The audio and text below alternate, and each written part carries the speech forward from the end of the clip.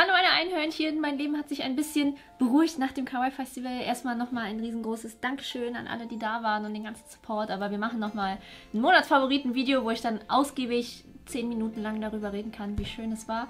Aber da für einige die Schule jetzt schon losgeht oder schon losgegangen ist, ich weiß es leider nicht, machen wir in den nächsten Videos und auch in diesem ein bisschen Back-to-School-Thema-Sachen. Das kann man aber auch alles für sein normales Leben benutzen. Und heute machen wir die Animal Crossing-Tüte, die sie einem immer geben. Diese Papiertüte mit dem Bärchen drauf aus der App, aus Pocket Camp. Und ich habe sehr coole Sachen heute besorgt. Und zwar brauchen wir dafür synthetisches Papier. Hört sich abgefahren an, ist es auch. Kann ich euch unten in der Videobeschreibung verlinken.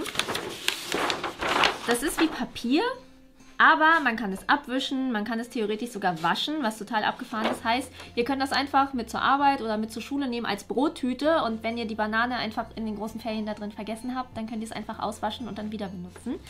Außerdem brauchen wir Flisofix. Kennen wir noch aus meinem Buch Kawaii Help Your Life, wo wir diese Einhorn-Sache hinten gemacht haben. Und außerdem dunkelbraunen Stoff für den Bären, eine Nähmaschine und den ganzen anderen Krempel, den wir immer brauchen. Als erstes brauchen wir den Schnitt von so einer klassischen Papier-Brottüte, wie es die in Amerika oder in Japan gibt.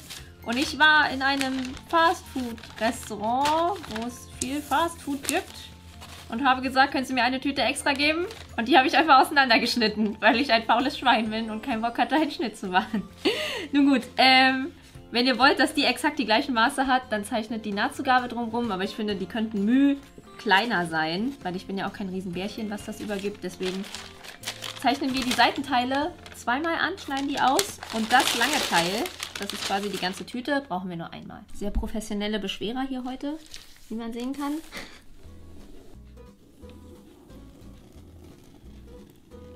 Bei den Seitenteilen würde ich immer empfehlen, gerade wenn man Nähanfänger ist, hier oben einfach 3 oder 4 cm dazu zu geben, weil es sein kann, dass beim Nähen, wenn man ungeübt ist, ein bisschen was übrig bleibt. Und das ist ja Papier. Wir müssen es ja nicht mal umnähen. Wir können es einfach oben abschneiden. Es ist scheißegal. Deswegen, ja, gebt da mal ein paar Zentimeter dazu. Dann seid ihr auf der sicheren Seite und müsst nicht auftrennen. Weil das Doofe an Papier ist, man sieht die Einstichlöcher. Es ist wie bei Latex oder Leder. Heißt, wenn wir auftrennen und wieder neu zusammennähen, ist es wie perforiert und es könnte ausreißen. Deswegen besser was dazu und dann oben wegschneiden.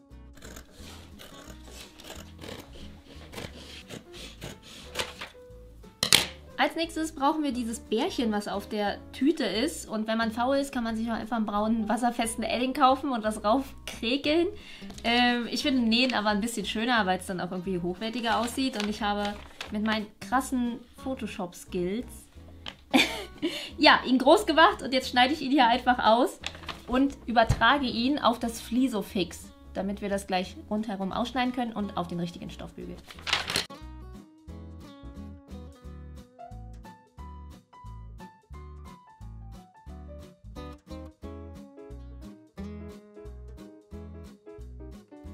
Das Angezeichnete schneiden wir jetzt grob aus und bügeln das mit der Klebeseite nach unten, weil sonst klebt es ja am Bügeleisen, auf unseren Stoff und zwar auf die linke Seite, wenn ihr eine habt. Zwischen Bügeleisen und Flisofix würde ich immer ein bisschen Probestoff oder Reststoff packen, weil man oft diese kleinen Kleberänder hat, die irgendwie trotzdem mitkommen und das ist blöd, wenn das am Bügeleisen klebt. Nach dem Bügeln gut abkühlen lassen, abziehen, ausschneiden und dann können wir es auch schon auf die Tüte nähen.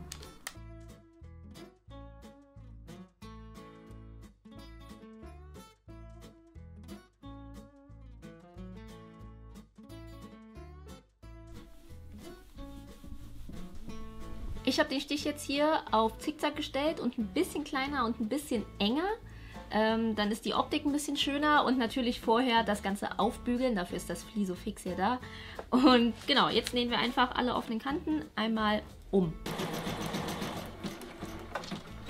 Das Bärchen ist drauf und jetzt holen wir unsere Seitenteile, legen rechts auf rechts und fangen an abzunähen. Bis hier. Ecken nähen, ne? Nähen für Nerds, könnt ihr euch nochmal reinziehen, falls ihr es nicht gemacht habt. Dann heben wir den Steppfuß kurz hoch, drehen das Teil, nähen wieder bis hier und drehen wieder. Und so näht man dann Ecken. Und das machen wir auf beiden Seiten mit beiden Teilen. die Tüte ist komplett einmal rumgenäht. Es ist ein bisschen eingetroffen, was ich prophezeit habe. Hier ist ein bisschen zu lang, aber ist ja egal. Das schneiden wir einfach ab. Keiner kriegt es mit.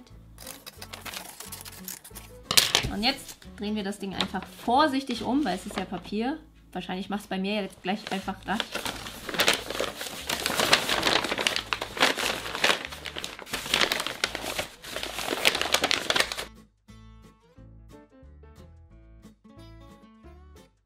So. Aber die ist ja immer zu, die Tüte, ne? Wenn sie einem was geben. Ist auch egal, was drin ist, ne? So richtig Animal Crossing Logik. Ein Kühlschrank, ein Fahrrad. Alles kommt immer so, hier. Also bei Pocket Camp ist es nicht ganz so absurd, aber in echt diese Blattdinger. Naja, jedenfalls bin ich sehr satisfied mit der Tüte. Ich finde, die ist ziemlich close am Original. Und ja, ich überlege, ein kleines Animal Crossing Cosplay vielleicht zu machen. Vielleicht Melinda. Weil Melinda ist so mein Favorite. Mein versteckter Favorite. Jeder mag doch Melinda, oder? Und sie hält das ganze Ding am Laufen, seien wir ehrlich. Wir als Bürgermeister sind es nicht.